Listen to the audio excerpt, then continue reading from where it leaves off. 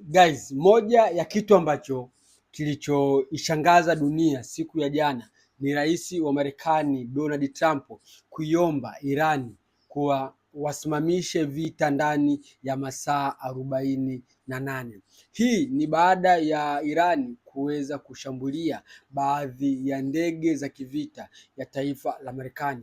Donald Trump akaja na ombi la masaa 48 waweze kusimamisha vita, lakini majibu yaliyotoka kwa taifa la Iran, viongozi wa Iran walisema hatuwezi kusimamisha mapigano, tunaendelea na vita kama ambavyo tulivyoanza mwanzoni. Guys, kuomba kwa Marekani kusitisha vita ndani ya masaa 48 imeweza kuwashangaza watu wengi sana. Leo inakuwaje Marekani anaomba kusimamisha vita ndani ya masaa 48 ili aweze kunywa maji au aweze kufanya nini?